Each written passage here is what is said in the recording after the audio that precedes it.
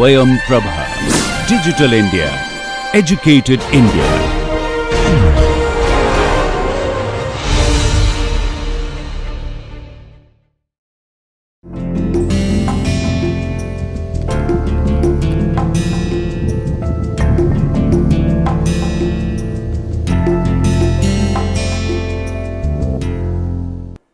Welcome back to the course Mechanics of Solids. So, in the last lecture we are discussing about strain, right. So, there we very similar to our plane stress thing, we are having another term, that is plane strain. So, what is plane strain? We just talked about that thing in the last, we just started basically. So, a body whose particles all lie in the same plane and which deforms only in this plane. Okay. So, you do not have the deformation. Suppose if you have x, y and z, z is nothing but the normal to the board if you consider. So, in that direction, in the z direction, there is no deformation. So, whatever deformation you are observing that deformation in the x y plane say. Okay. And the classical example of this plane strain problem is something like a long wall or long say beam, your long say embankment, retaining wall from civil engineering. So, these are the structures which will deform only in that plane. So, if you consider a continuous or long wall, so wall if you apply the load, so you will be observing the deformation in the xy plane. So, z direction, that means normal to that particular plane is not experiencing any deformation. Okay. So, that condition is known as plane strain condition, and we will be sticking to this plane strain condition in this particular course, and that is again 2D state of strain. Okay. Now, we need to know few strain components, that is uniform strain. What do you mean by uniform strain? In uniform strain, basically you have same amount of deformation. Okay. So, same amount of deformation means you are applying the load, and due to that you are observing the strain in the system, and that strain is uniform, that is same amount of deformation is happening everywhere. Okay. And original straight line. So, if you have a original straight line which you are considering, say suppose if I consider this chalk which is originally straight, okay, or if you consider a steel rod and you are just pulling it, you are giving the externally applied tensile force, then basically the elongation, if we consider the uniform elongation, then that will give you the uniform strain. So, the straight rod will be remaining straight even after deformation, right. So, an original straight line can only transform into another straight line. So, you will not be getting any bend in the straight line. So, straight line will remain straight. Okay. Whereas, if you come to the non-uniform strain, okay, so amount of deformation is not the same.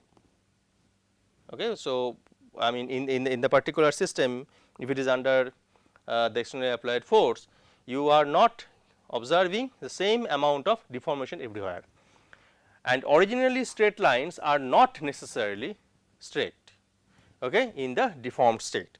So, that is very important. So, however, in this particular course we will be restricting ourselves to talk about uniform strain. So, we will not be talking about the non-uniform strain. So, non-uniform strain, if you are interested, so that will be coming in some advanced level course, that is beyond the scope of this course. So, we will be sticking to this uniform strain. Okay. So, that means same amount of deformation and original straight line will remain straight even after deformation. Okay. So, now we are trying to quantify the strain. So, how we can quantify the strain? So, before quantifying the strain components, we should know that how many strain components you have. Okay. What are the different strain components you generally get from this study. Okay. So, first one is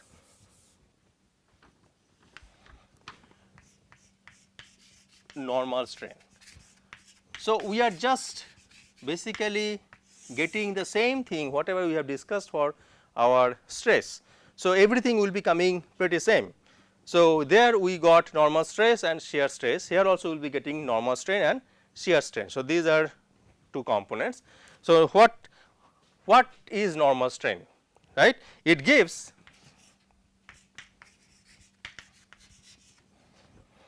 the measure of the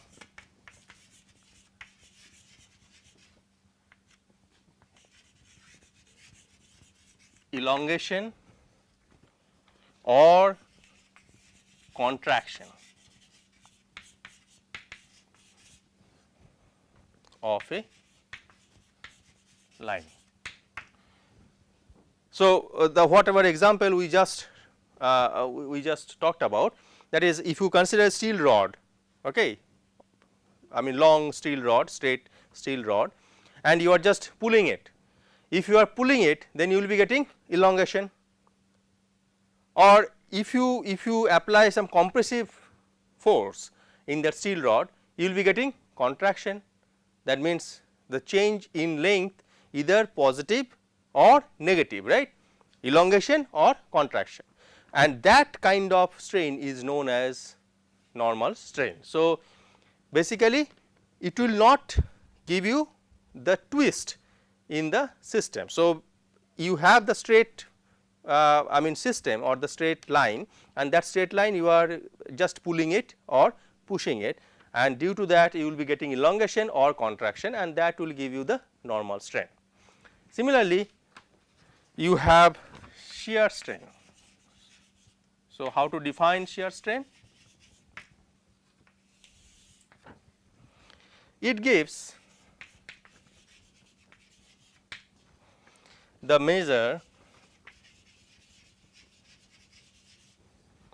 of the relative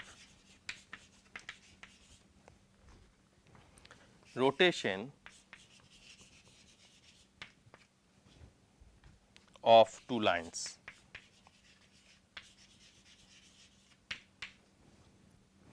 Okay. Now, if you come back to this figure, so then we can define what is normal strain and what is shear strain. So, what is the definition of shear strain? So, it gives the measure of the relative rotation of two lines. So, what does it mean? So, let us look at this figure. So, in this figure basically OCDE, that is the original say body. We are talking about the plane strain. So, we are just dealing with x and y plane. Okay. So, we are not talking about the z direction strain, because as you know, as we have discussed, this is plane strain condition, and the body is OCDE. So, ODE, this is your body, right, in xy plane. Now, that is before deformation, and before deformation the OC length was delta x and OE length was delta y, and this is a square, I mean say square body. Okay. So, now after deformation that O is moving to O prime, okay, C is moving to C prime, D is moving to D prime, and E is moving to E prime. Now, OC and O prime C prime, they are not same the length wise. Okay. So, the length of OC and O prime C prime is not same, whereas the angle E, this angle COE is not equal to angle C prime O prime E prime, right. So, two things we are getting, OC is not equal to O prime C prime. Similarly, other straight lines like, I mean OC is one of the straight lines, right. OC remains straight because we are talking about the uniform strain. So, OC remains straight. So, OC remains straight like O prime C prime, but they are not the same magnitude. Okay. The length of OC is not exactly same of length of O prime C prime. Similarly, OE, the length of OE is not equal to O prime E prime.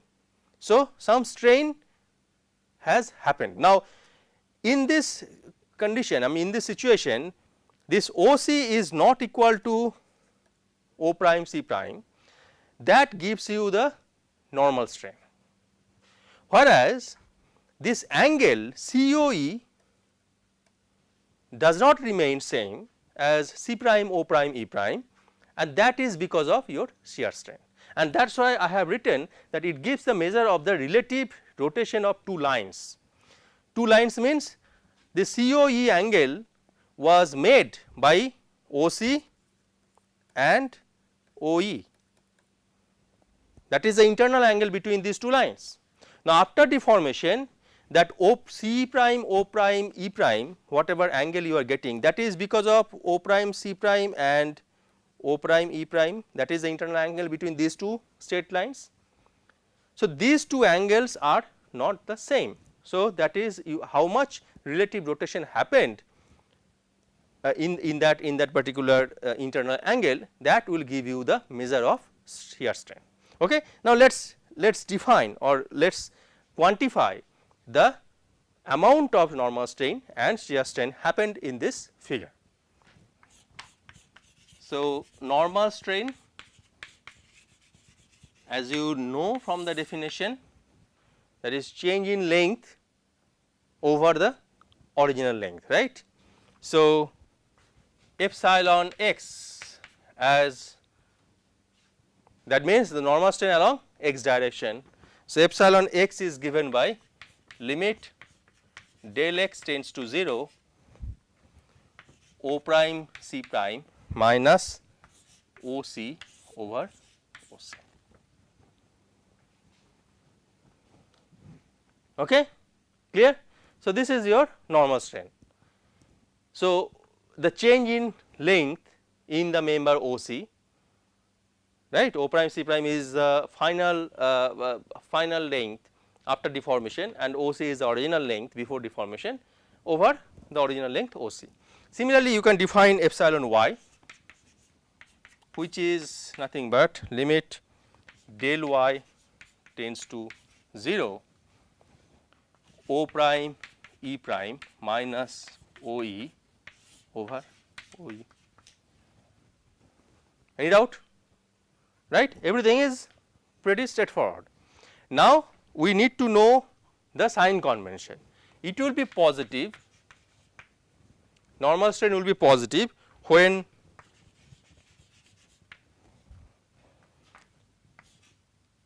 the line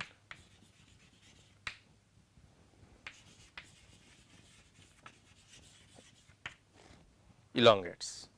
Okay. So, if the line elongates, if you are getting the elongation in the line after deformation, then that kind of normal strain will be considered as positive. That is my sign, that is our sign convention in this particular course. Okay. And that is generally accepted in several, I mean other books also. Okay. And it will be negative when the line contracts. That means, when you are getting the shortening in the line, then your shear strain, I mean normal strain will be negative. So, that is this is our sign convention. Now, let us talk about shear strain. So, how to quantify shear strain?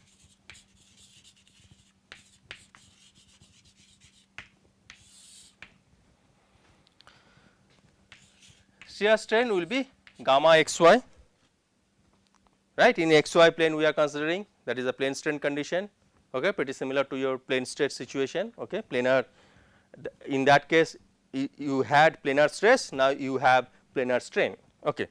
So, limit del x tends to 0, del y tends to 0. So, what is that? Change in angle, internal angle, that is angle COE minus angle C prime O prime E prime. So, this is your shear strain, that is relative rotation. Okay. So, that can be further written as limit del x tends to 0, del y tends to 0. What was the value of angle COE in the figure? It was 90 degree initially. Okay. So, I can simply write pi by 2 minus the angle C prime O prime E prime. Okay. Which can be further written as limit del x tends to 0, del y tends to 0, theta 1 plus theta 2. Now, what is theta 1 plus theta 2? If you look at this figure, so this angle, say this is theta 1 and say this is theta 2. Okay.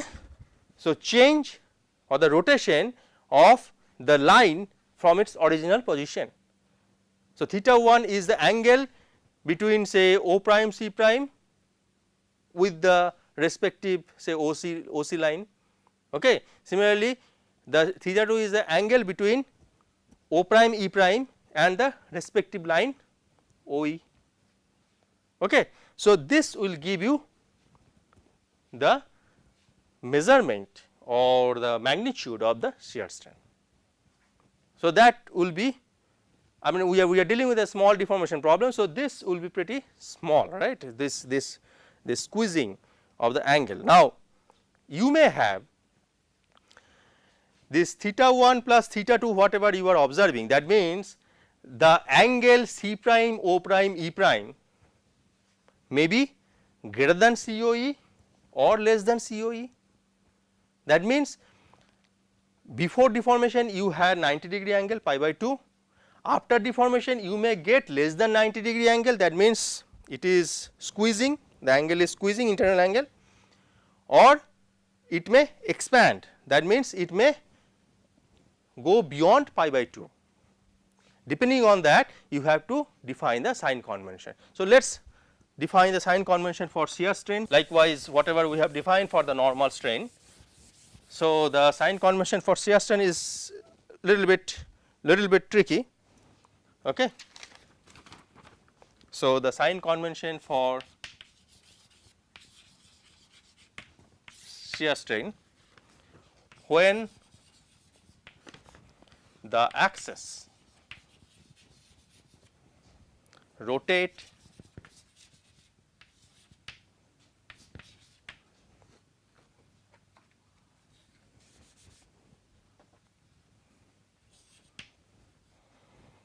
so that the first and third quadrants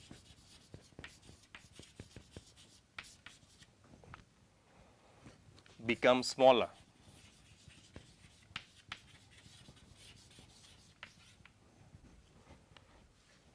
The shear strain is positive. Okay. So, when the axis rotate so that the first and third quadrants become smaller, then the shear strain is positive. Now, what does it mean? Say if this is my say axis, okay, if I have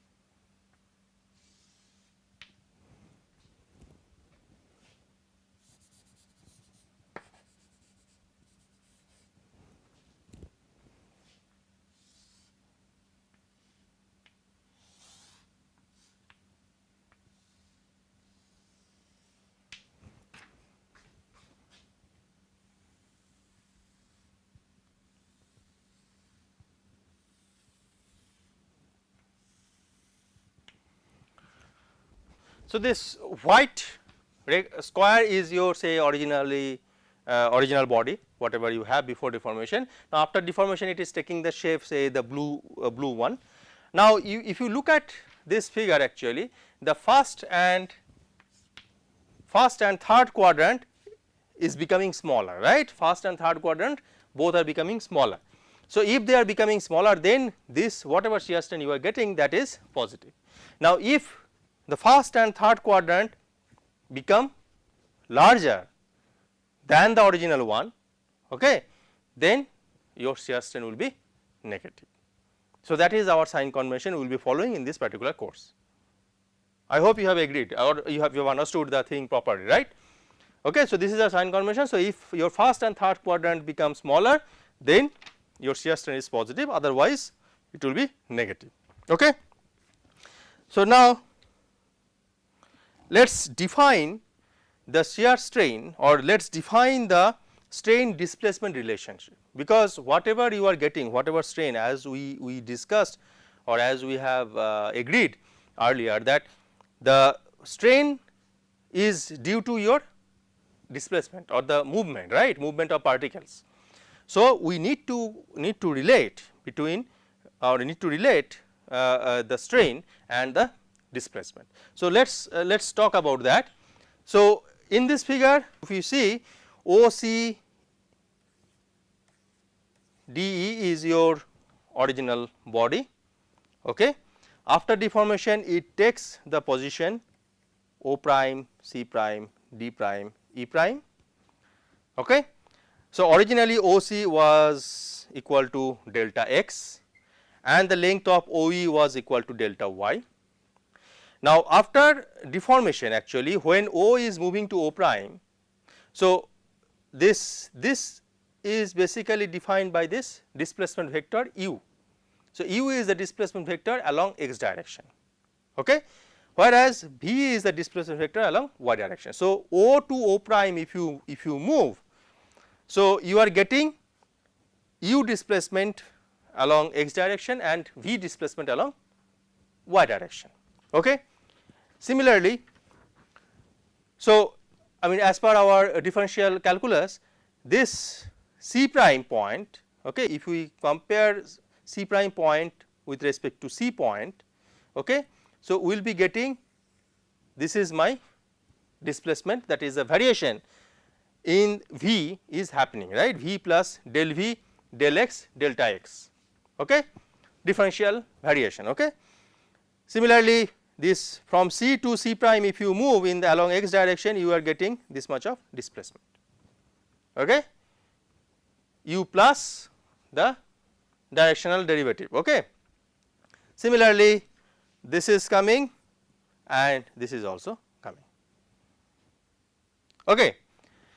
Now, we are going to establish the relation between the displacement and the strain. Let's see how we can define that. So, your epsilon x already we have seen that is given by limit del x tends to 0 O prime C prime minus OC by OC, okay, which can be written as limit del x tends to 0